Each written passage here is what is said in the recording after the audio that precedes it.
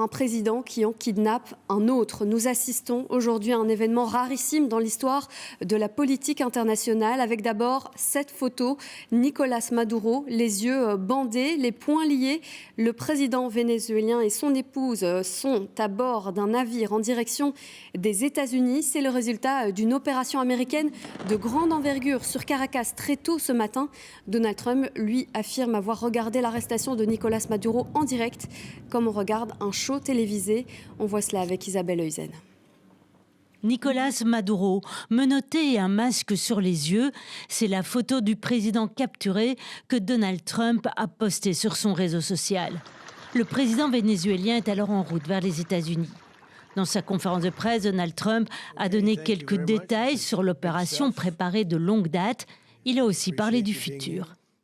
Going to run the country until such time as we can do a safe, proper, and judicious transition. So we don't want to be involved with having somebody else get in, and we have the same situation that we had for the last long period of years. Tout a commencé vers 2 heures ce matin. Des explosions se font entendre au-dessus de Caracas. Des habitants prennent leur téléphone et se mettent à filmer. Ils n'en reviennent pas. D'autres préfèrent fuir la capitale. Pendant ce temps, à la télévision, un présentateur lit le communiqué des autorités vénézuéliennes. L'objectif de cette attaque n'est autre que de s'emparer des ressources stratégiques du Venezuela, notamment son pétrole et ses minéraux, afin de briser par la force l'indépendance politique de la nation. Ils n'y parviendront pas. Et sur le terrain, le ministre de l'Intérieur, bien entouré, encourage ses troupes. À la fin de cette bataille, le peuple vénézuélien vaincra. Vive la patrie! Fidèle toujours! Traître jamais! Quand le jour se lève, on peut voir les dégâts occasionnés, comme ici sur le complexe militaire le plus important du pays. Il est désormais bien gardé. Mais il abrite aussi des résidences. Alors une question se pose, y a-t-il des victimes? Le Venezuela libre, indépendant et souverain rejette de toutes ses forces la présence de ces troupes étrangères qui ont semé la mort, la souffrance et la destruction sur leur passage. En attendant, Nicolas Maduro sera jugé aux États-Unis pour complot de narcoterrorisme, complot d'importation de cocaïne, possession de mitrailleuses et d'explosifs et complot en vue de les utiliser contre les États-Unis. Cela n'empêche pas qu'à Caracas, certains descendent dans la rue pour réclamer le retour de leur président, tandis que d'autres, plus discrètement, fêtent son départ. Et on va commencer à analyser tout cela avec vous. Régis Derade, bonsoir. Bonsoir. Alors je rappelle, vous êtes responsable éditorial Monde à la rédaction. On l'a vu, Donald Trump a donné une conférence de presse marquée par de nombreuses déclarations fortes. Oui, c'était une opération magnifique, a dit Donald Trump, la démonstration de la force surpuissante des États-Unis. Le président a d'ailleurs averti, les États-Unis sont prêts à lancer une deuxième attaque plus importante si besoin. Et Donald Trump présente la suite du programme. Et la suite, c'est quoi? C'est que les États-Unis dirigeront le Venezuela jusqu'à ce qu'une transition politique sûre puisse avoir lieu. Il n'est pas question qu'un membre de la famille politique de Nicolas Maduro prenne le pouvoir, a averti le président américain. Et puis Donald Trump n'y va pas par 4 chemins. Il annonce que les compagnies pétrolières américaines vont s'implanter au Venezuela pour y gérer les affaires. Les choses sont donc dites. Le pétrole dont regorge le Venezuela est bien au centre de la convoitise des États-Unis. Merci Régis pour cette analyse. On vous retrouve dans quelques instants. Mais d'abord, on va rejoindre Axel Monnier, notre correspondant à Washington. Axel, on imagine que la situation fait beaucoup réagir aux États-Unis, à commencer par le monde politique. Oui, le sujet est très clivant, évidemment. Côté républicain, plein soutien au président. Le patron de la Chambre des représentants, Mike Johnson, parle d'une opération décisive et justifiée pour défendre et protéger la vie des Américains. Le vice-président, J.D. Vance, lui justifie la légalité de l'opération. Bref, tous les élus républicains saluent le travail de l'administration. L'un d'entre eux parle même d'une journée historique pour tout l'Occident. À l'unisson, donc, les républicains derrière Donald Trump. À quelques voix près, Marjorie Taylor Greene, ancien soutien de Donald Trump, devenu très critique parle du ras-le-bol des Américains pour des agressions militaires sans fin et des guerres qui coûtent cher au pays. Et côté démocrate, évidemment, l'opposition est vent debout contre cette opération qu'elle qualifie d'acte de guerre illégal. Et puis vous le voyez derrière moi sans doute, vous l'entendez surtout, de nombreuses manifestations dans tout le pays, dans de nombreuses villes, New York, Chicago ou ici à Washington, pour dénoncer l'impérialisme et l'ingérence des États-Unis. Merci Axel pour ces précisions en direct donc de Washington. Et on continue à analyser la situation avec vous, Sébastien Santander. Bonjour. Bonjour.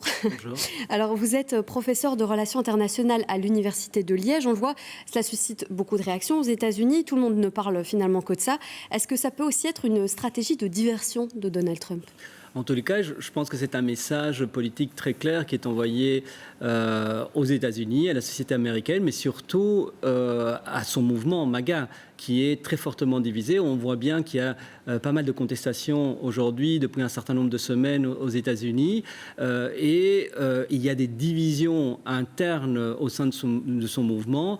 Donc ce que Trump a voulu essayer de faire, c'est de dire, regardez, il y a quand même un pilote dans l'avion. Et il faut oublier certaines affaires, comme l'affaire Epstein. Et en effet, il a été rattrapé, et il est rattrapé par l'affaire Epstein, ce qui a créé pas mal de divisions au sein du mouvement MAGA, mais il y a d'autres affaires. Je pense qu'il a essuyé des revers judiciaires, puisque la justice aux États-Unis a imposé à l'administration Trump de rapatrier en quelque sorte la garde nationale dans plusieurs États américains. Et à l'échelle internationale, les États-Unis, avec cette intervention, font un peu une démonstration de force, une démonstration de puissance, on peut le dire, dans la région ?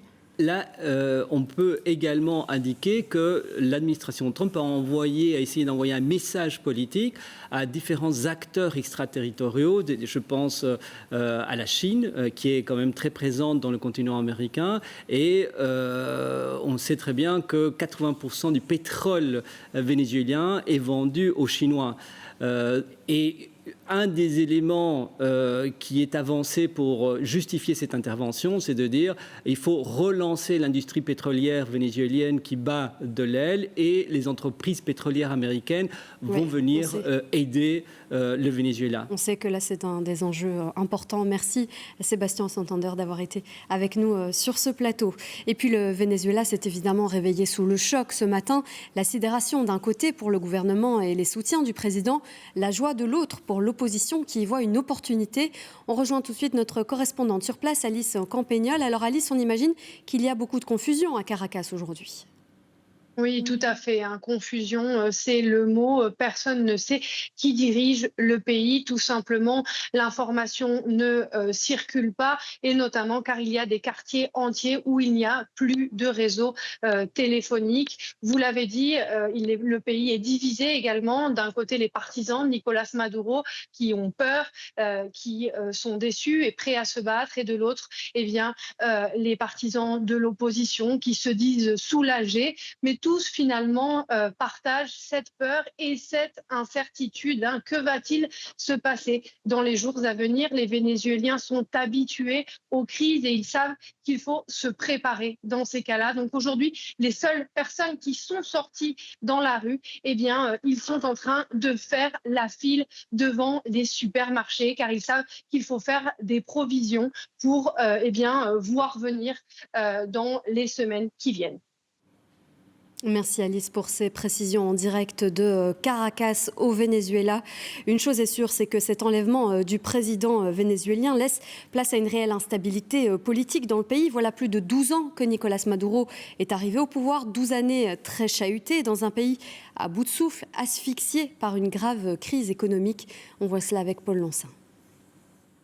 Soy Nicolás Maduro Moro, presidente reelecto. Juillet 2024, Nicolás Maduro triomphe. Malgré de très lourds soupçons de fraudes électorales, il revendique un 3e mandat présidentiel consécutif. Né dans une famille ouvrière, Maduro débute comme chauffeur de bus, leader syndical et puis figure de la révolution aux côtés d'Hugo Chávez, dont il devient le successeur désigné. Vous devez élire Nicolás Maduro en tant que président. À sa mort en 2013, Maduro devient président. Je vais continuer sa tâche. qui est de protéger les pauvres, la patrie, l'indépendance et la démocratie. Continuer le socialisme pour le futur de ce peuple. Rapidement, sur fond de crise économique, des manifestations réclament son départ. Réprimées dans le sang, elles font une centaine de morts. Le leader socialiste se transforme en autocrate. Il ne permet pas à une opposition quelconque de s'exprimer. Donc on est quand même dans un régime de type socialiste extrêmement autoritaire. À tout point de vue, la liberté de la presse, la liberté de l'opposition, la régularité des élections. Le Venezuela plonge dans une grave crise économique. Son industrie pétrolière s'effondre suite notamment aux sanctions imposées par la première administration Trump. Maduro devient un paria international, poursuit sa dérive autocratique, développe un culte de la personnalité, présenté comme un super-héros contre l'impérialisme.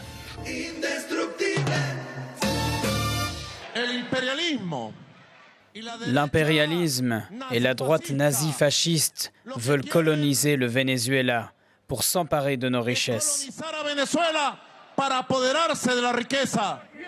En 13 ans de pouvoir, Nicolás Maduro a toujours résisté aux pressions de la rue ou aux sanctions internationales, jusqu'à ce matin et sa capture par les États-Unis.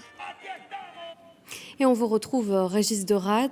Alors, Nicolás Maduro a donc été capturé après des frappes américaines sur le sol vénézuélien. Cela pose évidemment une série de questions, à commencer par celle-ci. Est-ce que c'est légal tout ça ? Eh bien, c'est une opération coup de poing, une opération commando avec des soldats qui vont arrêter et capturer chez lui le président souverain d'un État. C'est évidemment spectaculaire, mais c'est bel et bien illégal, car attaquer un pays étranger, c'est contraire à la Charte des Nations Unies. Et capturer son président, cela contrevient au principe de l'immunité présidentielle qui est bétonné par le droit international, même si c'est un autocrate, même si c'est un dictateur qui a manipulé les élections pour rester au pouvoir. En accusant le Venezuela d'être un narco-État et Nicolás Maduro d'être le chef d'un cartel de drogue, le président américain se présente comme le shérif dans la ville, le justicier, mais le droit américain ne lui donne pas non plus un blanc-seing pour employer des forces spéciales ou des frappes militaires. Et quand le président Donald Trump déclare que les États-Unis vont diriger le Venezuela pendant la transition, on est clairement dans de l'ingérence. Donc Donald Trump bouscule les règles, aussi bien au niveau de la scène américaine qu'au niveau du droit international, et il poursuit ce paradoxe de vouloir faire la paix en passant par la guerre. Merci Régis pour cette analyse très fournie sur ce plateau. Et puis donc le président américain a balayé en quelque sorte le droit international, et c'est précisément ce que dénoncent aujourd'hui les nombreuses réactions internationales, celles de plusieurs pays d'Amérique latine, mais aussi de l'ONU, de la Russie, la Chine aussi. On voit cela avec Pascal Bustamante. Quelques heures à peine avant d'être capturé, Nicolás Maduro recevait un émissaire chinois au palais présidentiel. Le ministère chinois des Affaires étrangères a été parmi les premiers à réagir à l'opération. La Chine est profondément choquée et condamne fermement le recours flagrant à la force par les États-Unis contre un État souverain et leur action contre son président. Autre pays à entretenir de bonnes relations avec Caracas, la Fédération de Russie. Nicolás Maduro avait fait le déplacement au mois de mai dernier. Le ministère russe des Affaires étrangères a également réagi par communiqué. Nous exhortons les autorités américaines à reconsidérer cette position et à libérer le président légalement élu d'un pays souverain ainsi que son épouse. L'Iran s'est joint à ces protestations. La réaction britannique, quant à elle, était beaucoup plus mesurée. Well, I want to establish the facts first. I want to speak to President Trump. I want to speak to allies. As I say, I can be absolutely clear that we were not involved in that. And as you know, I always say and believe we should all uphold international law. À Caracas, sans surprise, des manifestations se sont rassemblées pour réclamer la libération de Nicolás Maduro. Les commentaires, quant à eux, étaient en revanche plus divers. Que dire ? Beaucoup de choses. Nous avons de grandes attentes. Ce gouvernement n'a pas obtenu de résultats positifs.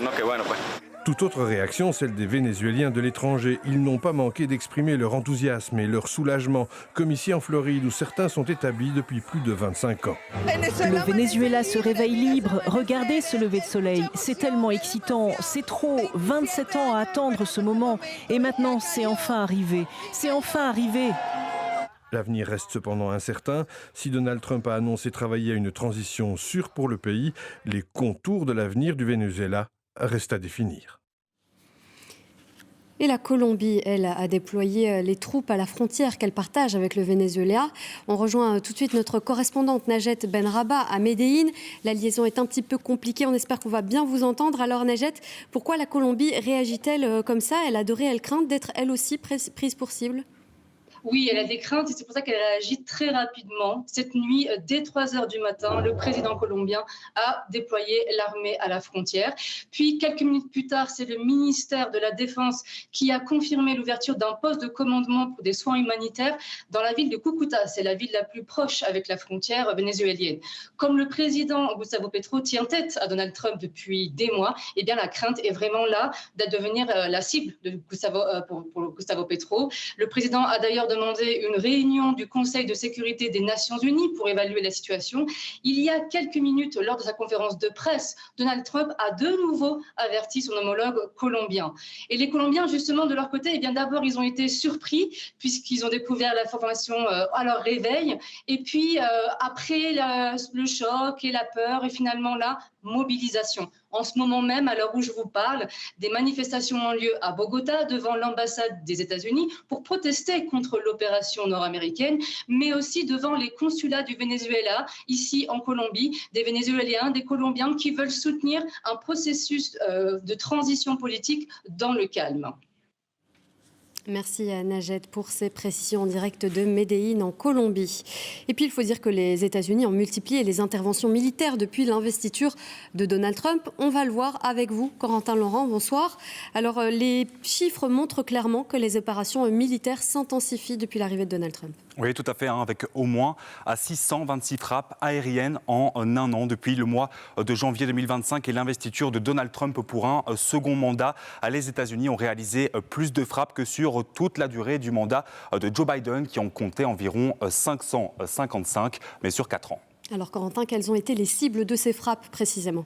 Eh bien, la plupart étaient dirigées contre le groupe terroriste État islamique en Somalie, en Irak, en Syrie et récemment au Nigeria. Mais il y a eu aussi les rebelles Houthis au Yémen, les installations nucléaires en Iran et puis ces opérations dans la mer des Caraïbes depuis le mois de septembre qui visent officiellement les embarcations de narcotrafiquants, même si aucune preuve n'a été apportée, mais qui participaient déjà à faire monter la pression sur le Venezuela. Et est-ce qu'on doit s'attendre à ce que ça continue en 2026 ? Eh bien, il y a ce chiffre, 901 milliards de dollars, c'est le budget de la défense pour la seule année 2026 aux États-Unis. C'est un budget record pour les Américains, mais aussi dans l'histoire de l'humanité qui donne un avant-goût de ce que sera la politique étrangère de Donald Trump dans les mois à venir. Merci Corentin pour cet éclairage sur le plateau de ce JT.